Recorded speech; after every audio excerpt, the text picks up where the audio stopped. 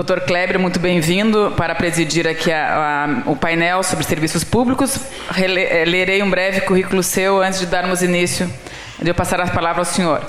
Dr. Kleber Muniz Gave é bacharel em Direito pela Universidade Federal do Espírito Santo, é especialista em Direito Processual Civil, Faculdades Integradas de Vitória, ingressou no serviço público em 2001, trabalhando como controlador de recursos públicos do Tribunal de Contas do Espírito Santo, foi analista processual do Ministério Público da União, exercendo atividades na Procuradoria do Trabalho no Estado do Paraná e na Procuradoria da República no Estado do Espírito Santo. Atualmente, integra o Corpo de Auditores do Tribunal de Contas. Seu ingresso no tribunal se deu em 2006. Com a palavra, então, para presidir e conduzir os trabalhos do painel, Dr. Kleber Muniz Gave. Bom dia a todos.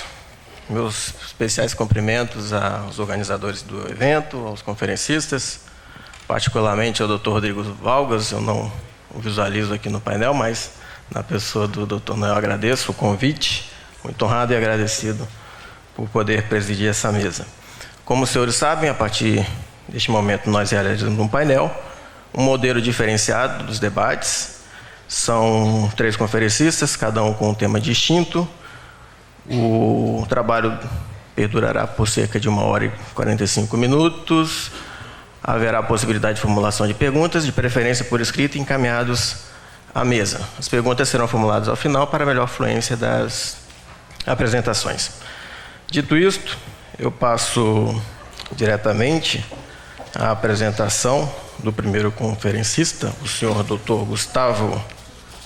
Gustavo Schiffler, em uma breve apresentação do seu currículo, doutorando em Direito do Estado pela Universidade de São Paulo, mestre graduado em Direito pela Universidade Federal de Santa Catarina, onde desenvolveu pesquisa na área de Direito Administrativo, coordenador jurídico do Escritório Justino de Oliveira Advogados, membro do Núcleo de Estudos e Pesquisas em Direito Administrativo Democrático da Faculdade de Direito da Universidade de São Paulo, fundador e mantenedor do Portal Jurídico e da Investidura. O painel trata de serviços públicos e o nosso conferencista abordará o tema procedimento de manifestação de interesse. Com a palavra, o Dr. Gustavo Schiffler. Senhoras e senhores, bom dia. Em primeiro lugar, eu gostaria de agradecer o convite que me foi formulado para participar dessa mesa de debates, na pessoa do Dr. Joel de Menezes Nibor, um advogado que eu tenho uma admiração muito grande, uma gratidão muito grande, e durante 4 anos tive o privilégio de trabalhar em conjunto com ele, e por isso todo esse meu respeito e meu agradecimento.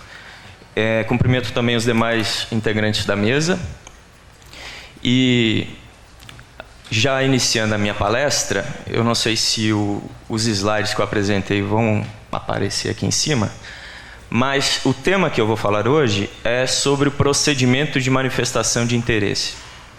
Eu não sei se todos vocês têm ciência do que se trata esse instituto, né, que muitas vezes é conhecido por sua sigla, chamada PMI.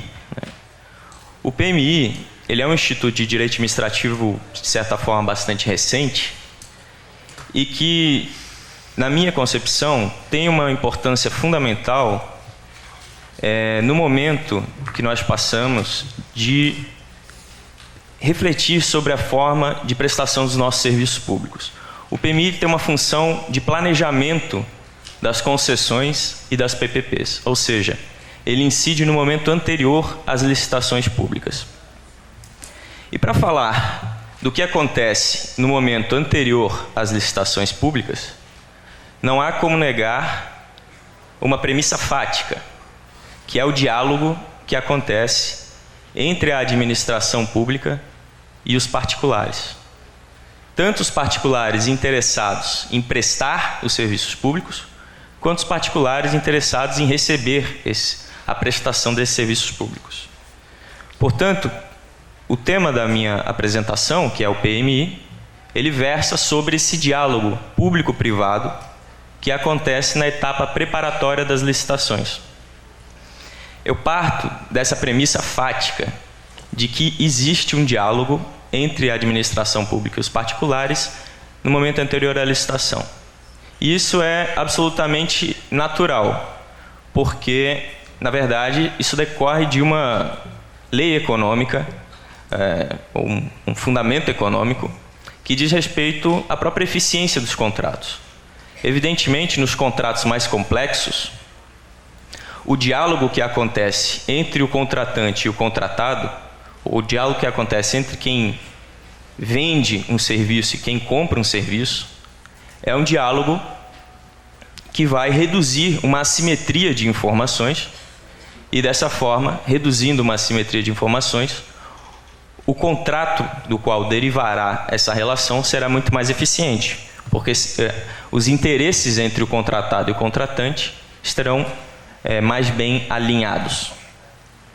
Então, pode passar aí para o próximo slide, por favor? O próprio professor Norberto Bobbio, um grande estudioso do tema da democracia, ele reconhecia...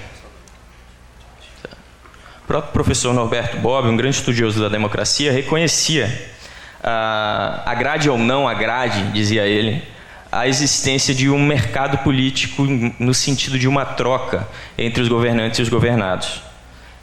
É uma característica da democracia que os governos, com os governados, estabeleçam trocas. Isso, no âmbito dos contratos, significa um diálogo, no mínimo um diálogo, anteriormente a essas licitações. Esse tema, com toda certeza, ele representa um grande tabu, porque o momento anterior à licitação, o momento de confecção do edital licitatório, ele é um momento que hoje, na maior parte das vezes, acontece de uma maneira absolutamente informal, ou esse diálogo acontece de uma forma absolutamente velada. E por muitas vezes, em razão dessa informalidade, em razão dessa forma velada que esses diálogos acontecem antes da licitação, tende-se a entender que essa é uma prática nefasta, uma prática negativa, quando, na verdade, na minha opinião, isso é algo que deve ser incentivado para que ocorra da maneira mais adequada. E o tema da palestra, PMI, é justamente um instituto que busca, de alguma forma, procedimentalizar, trazer para o processo administrativo essa forma de diálogo. Eu trouxe uma citação do professor Marçal Justin Filho, num livro conhecido sobre o tema das concessões de serviços públicos, um livro publicado em 2003, essa edição, em que, naquela época, ele já dizia que, ao invés de elaborar o ato convocatório em sigilo, muito mais adequado é obter informações e colocar em discussão pública as diferentes alternativas e opções. Produzir uma licitação não significa editar atos contra a comunidade ou a livre iniciativa. Por isso, impõe-se a audiência de todas as instâncias da sociedade civil, inclusive aquelas relacionadas aos potenciais usuários e à livre iniciativa. Em 2003, quando o professor Marçal Justin Filho redigiu essa obra, ele já defendia que o edital das concessões deveria ser elaborado de uma forma colaborativa. Numa época em que o PMI, embora já fosse permitido pela legislação brasileira, ainda não acontecia na prática. Não era desenvolvido pela administração pública. Mas qual é o grande problema, né? Eu, de alguma forma, já adiantei sobre essa temática. O problema, e aqui trouxe citações de alguns autores que se dedicam ao tema das PPPs e concessões, o problema é que esses estudos e projetos que dão origem ao edital licitatório, muitas vezes, eles são oferecidos de uma maneira informal e velada, né? Esse é um problema, porque assim procedendo, o direito à isonomia dos demais potenciais interessados em colaborar com a administração pública, ele é absolutamente violado. O que isso resulta na prática?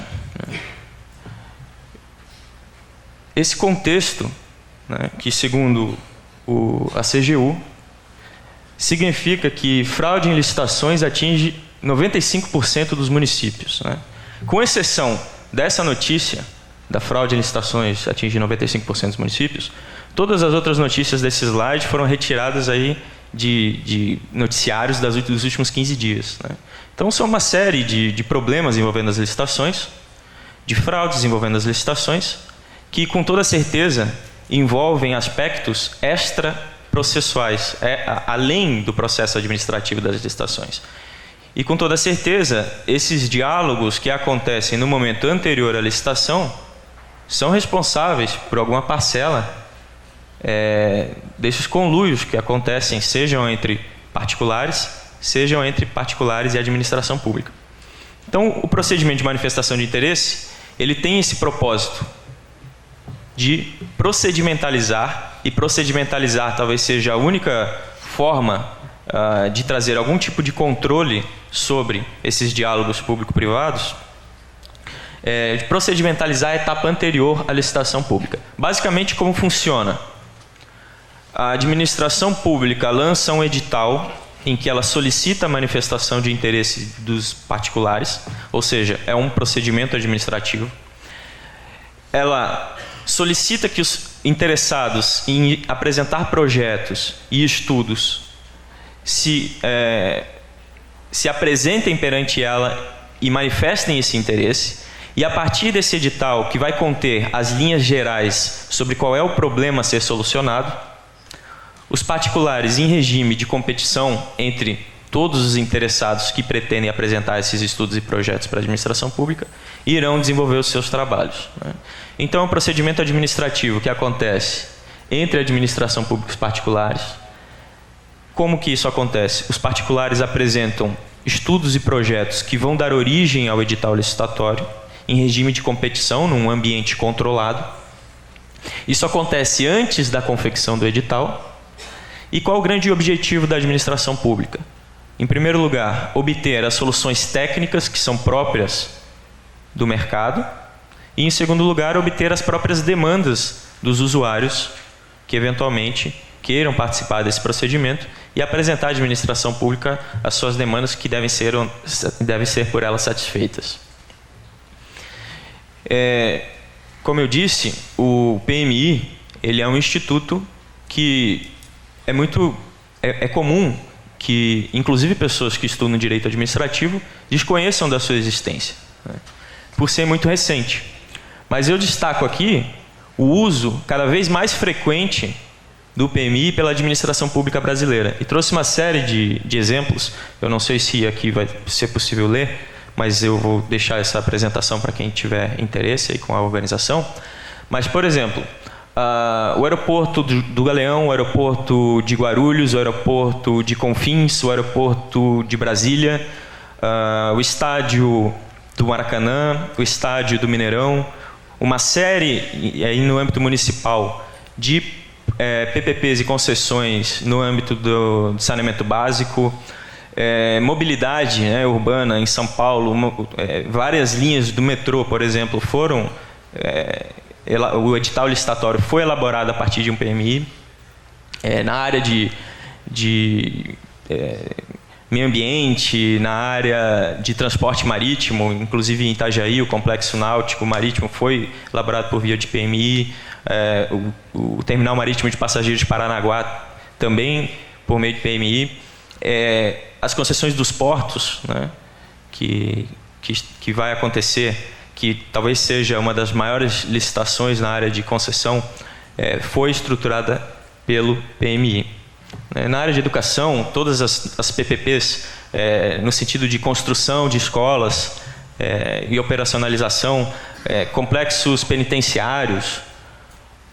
Para vocês terem uma noção, dos 41 projetos de PPP em andamento hoje, né, muitos deles já com contrato assinado, cerca de 15, 30 desses projetos foram confeccionados pelo procedimento de manifestação de interesse. Então, por mais que seja um instituto um tanto quanto desconhecido, ele é um instituto que merece uma atenção dedicada e é um instituto que tem sido utilizado com uma frequência cada vez maior.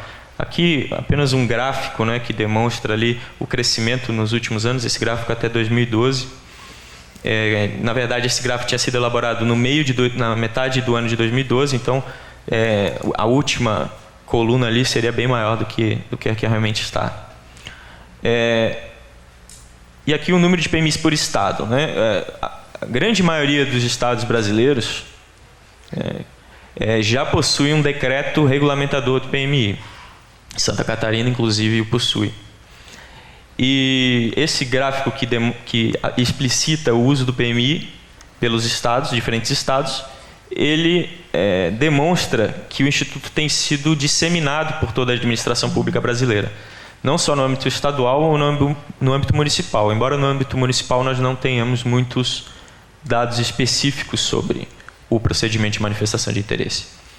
E aqui eu queria falar um pouco sobre os fundamentos constitucionais do procedimento de manifestação de interesse, no sentido de que o PMI, em verdade, ele é uma resposta constitucional natural a essa necessidade de diálogo entre a administração pública e os particulares para a elaboração de projetos de interesse público. Então, eu destaco que o procedimento de manifestação de interesse, muito embora tenha a sua juridicidade derivada da própria legislação brasileira, ele poderia ser fundamentado de forma direta da Constituição. E o que eu quero dizer com isso? Basicamente, o PMI ele é o resultado de 4 direitos fundamentais assegurados pela Constituição Federal. Em primeiro lugar, o direito de petição e o direito de participação na administração pública. Se nós juntarmos o direito de petição e o direito de participação na administração pública, nós concluiremos que a todo particular, a todo indivíduo, é assegurado o direito de apresentação de estudos e projetos à administração pública e, mais do que isso, além do direito de apresentar um estudo à administração pública, o particular tem o direito de exigir uma resposta motivada sobre a adequação ou a viabilidade daquele projeto. Em segundo lugar, se nós juntarmos o direito à igualdade ou à isonomia com o direito de acesso à informação, nós vamos concluir que a todo particular é assegurado o direito de conhecer os projetos de concessão em PPP em andamento e, mais do que isso, e o direito de colaborar com a administração pública em igualdade de condições com aquele outro particular que apresentou o seu projeto, que é de interesse público. Esses projetos de concessão em PPP, eles possuem uma marca de interesse público muito acentuada, porque são projetos que duram décadas, projetos que envolvem um comprometimento dos recursos orçamentários, que inclusive, por muitas vezes, a conta de quem vai pagar esse comprometimento são das gerações futuras, pessoas que ainda sequer existem, né? PPPs de 30, 35 anos. Então, se nós juntarmos o direito que cada particular tem de apresentar estudos e projetos à administração pública e de exigir uma resposta motivada, com o direito que cada particular tem de conhecer os projetos em andamento e de participar em igualdade de condições, a resposta natural a isso é que a administração pública tem o dever de promover um procedimento administrativo, isonômico, aberto a todos os interessados, em que esses particulares possam competir, apresentar todos os seus projetos e estudos, para que a administração pública selecione aquele por meio do qual ela pretende dar seguimento à prestação daqueles serviços públicos de maneira indireta, né, por concessão ao PPP. Quais são os potenciais benefícios do PMI? Né? Em primeiro lugar, a partir do momento que existe uma competição entre particulares que pretendem apresentar um projeto para a administração pública, essa competição ela traz um resultado, uma consequência saudável, no sentido de que os particulares estão competindo para que a administração aceite os seus estudos. Logo, eles não podem apresentar um projeto que seja tão somente favorável a eles. Porque se eles apresentam um projeto tão somente favorável a eles, pelo menos teoricamente, a administração pública não deve selecionar esse projeto, porque ele atende ao interesse particular e não ao interesse público. Então, a competição, ele numa espécie de... Ele força o equilíbrio dos projetos na consideração entre os interesses da administração e os interesses dos particulares. Por isso a necessidade de que o PMI seja aberto. Ele reduz a assimetria das informações. Talvez uma das principais vantagens, ele institucionaliza esse diálogo que acontece antes das licitações. Ele democratiza as soluções, e quando eu falo em democratização de soluções públicas, eu me refiro a por exemplo, aqui em Santa Catarina, num PMI que foi lançado para elaborar a solução de mobilidade entre a ilha e o continente, ou seja, um PMI que visava a encontrar uma solução adequada para a questão da ligação ilha-continente até a BR-101, em que um dos projetos que foi apresentado foi um projeto derivado de um trabalho de conclusão de curso de uma acadêmica da Universidade Federal de Santa Catarina. Ou seja, o PMI, ele, embora na prática, na maior parte das vezes, somente empresas ou somente a iniciativa privada participe, ele tem um potencial absolutamente democrático, porque, em verdade, qualquer cidadão ou qualquer organização da sociedade civil deve poder participar do procedimento. Então, existe uma série de vantagens, como a própria transferência dos custos para a elaboração desse projeto, porque a administração pública ela não custeia a elaboração desses projetos, que muitas vezes são projetos milionários.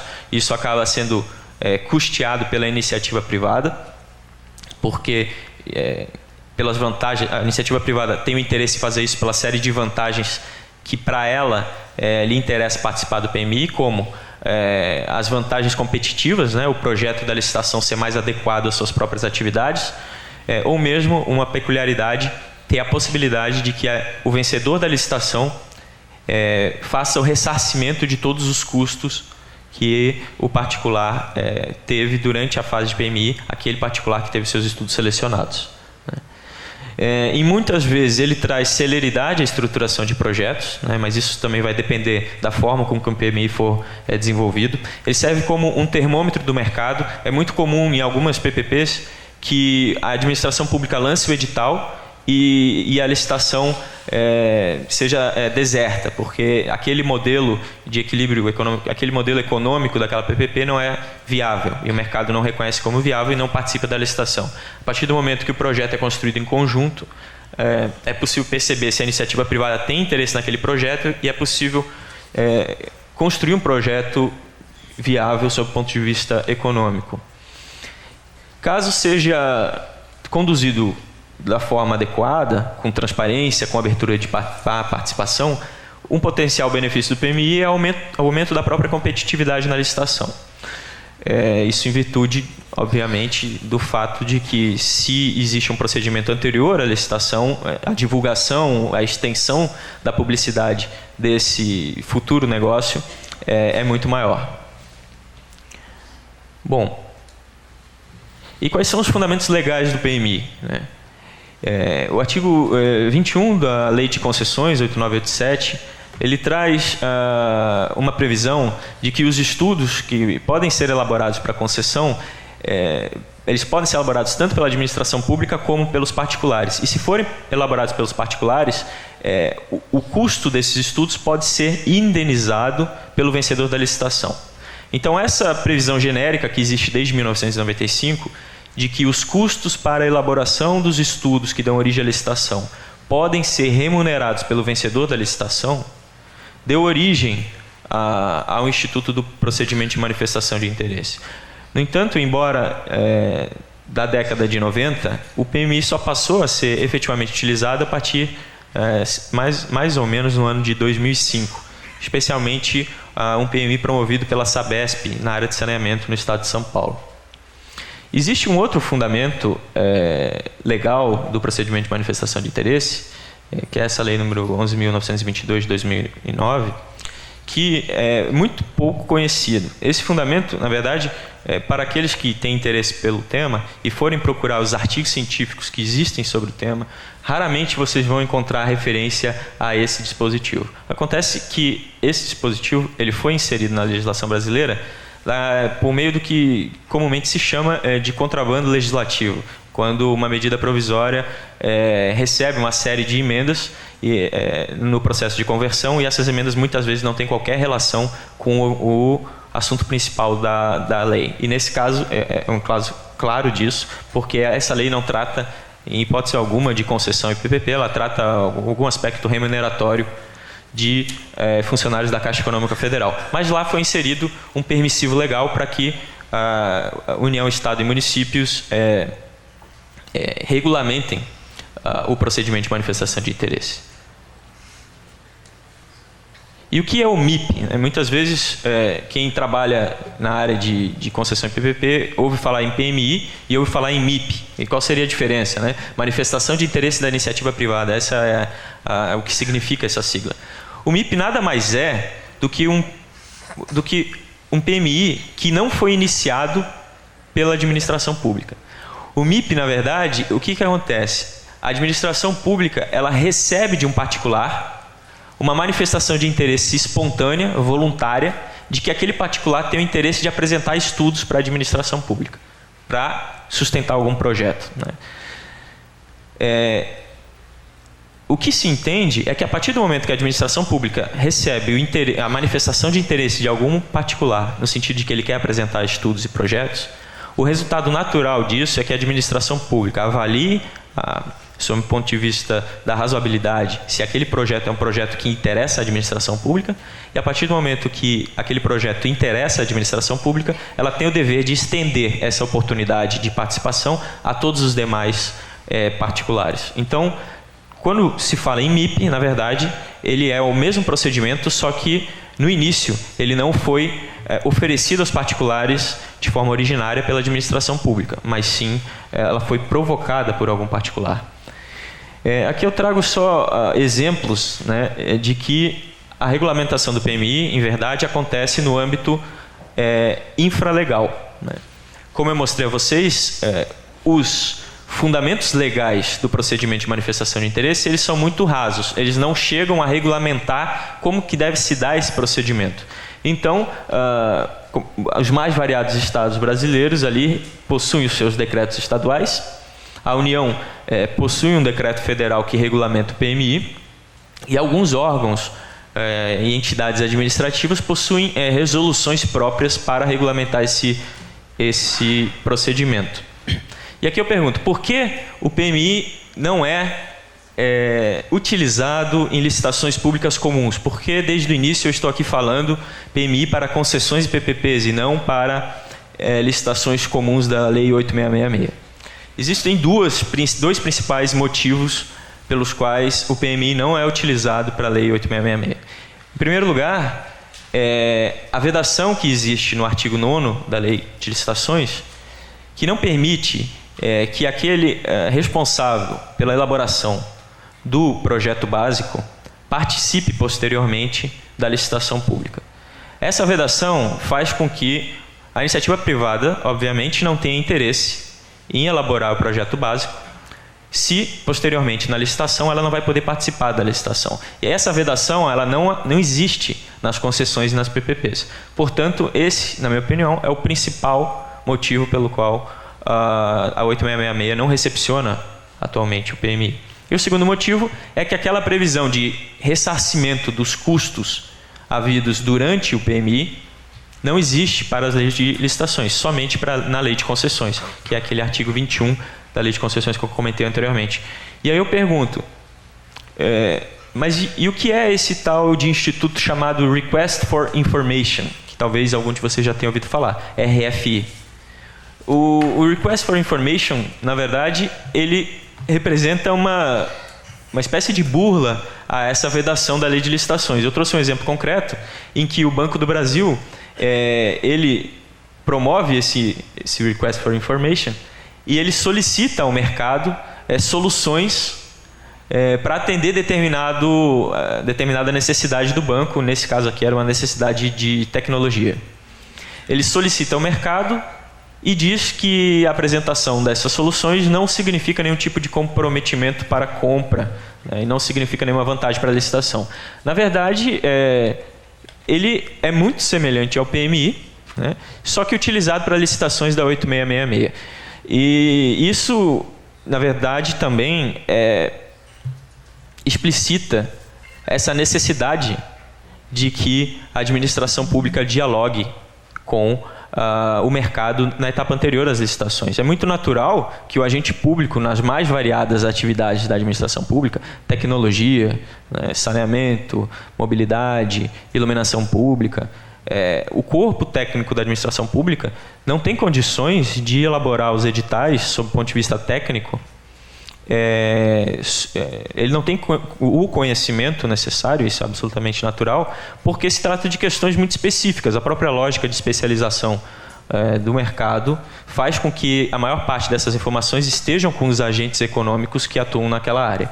Então, o Request for Information, ele representa, na verdade, essa necessidade de que o PMI seja estendido para as mais variadas formas de colaboração contratual entre o Estado e os particulares.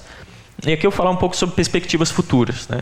Recentemente foi promulgada a Lei 13.019 de 2014, que ainda não está em vigência, e teve a vigência dela, a fase de vacatio legis, estendida para o ano que vem, agora cerca de agosto de 2015.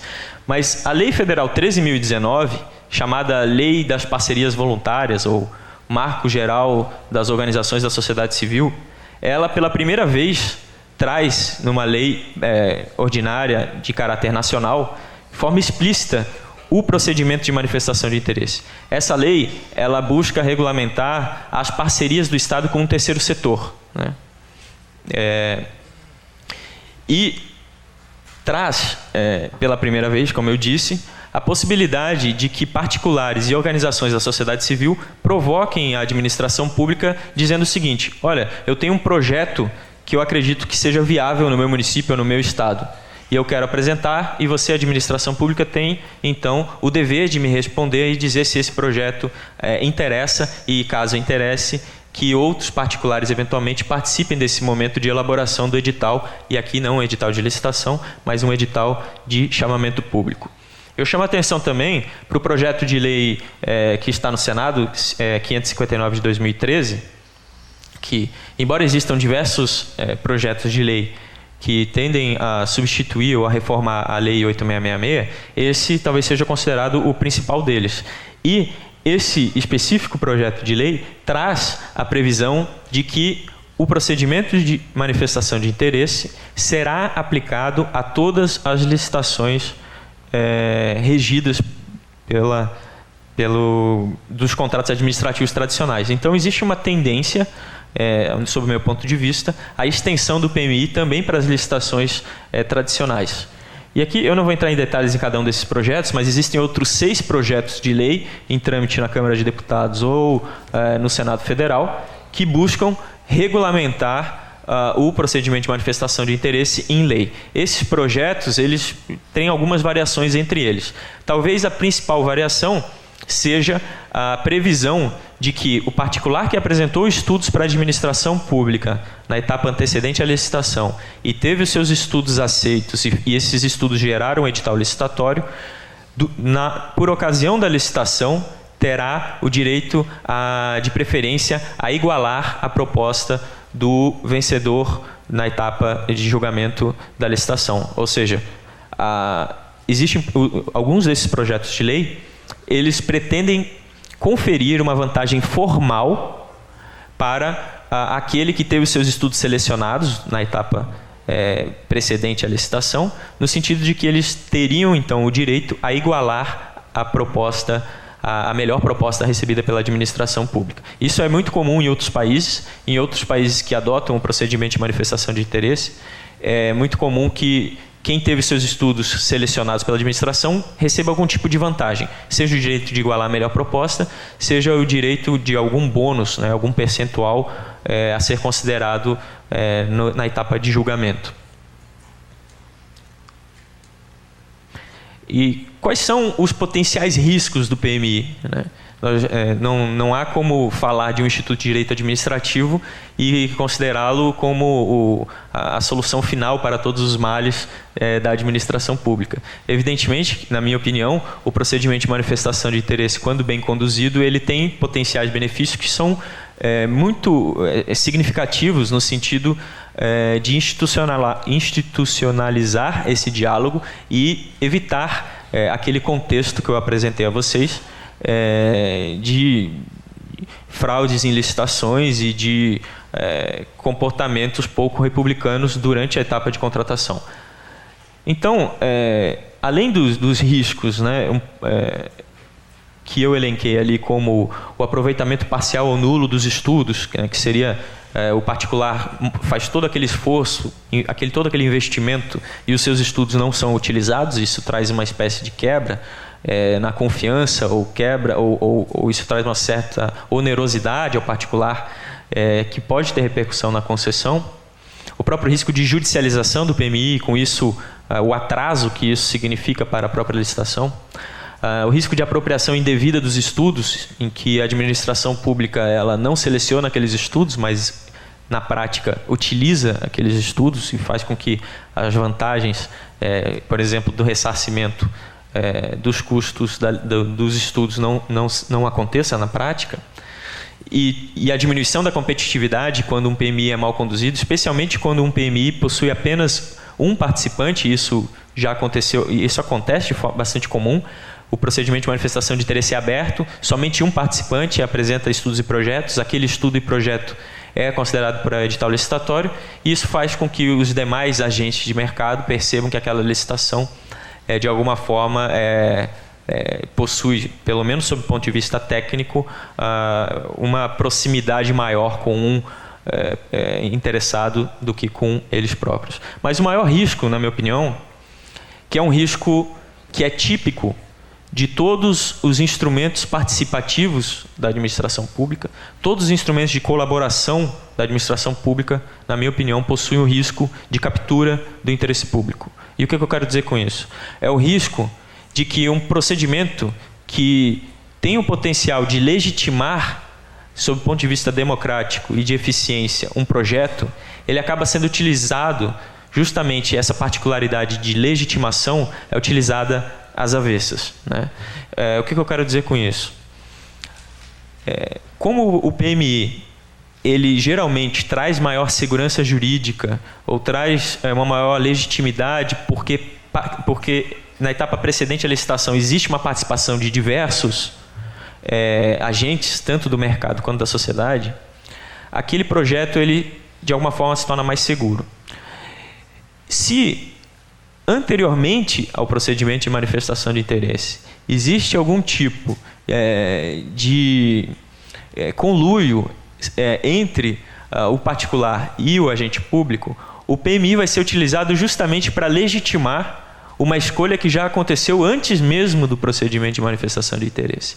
Então, o PMI acaba sendo utilizado de uma forma de legitimar algo que, em tese, jamais poderia ser legitimado, que é esse relacionamento pretérito ilícito, né? Mas o risco de captura ele não existe só nessa questão de imoralidade. Ele existe também por uma questão de ascendência técnica.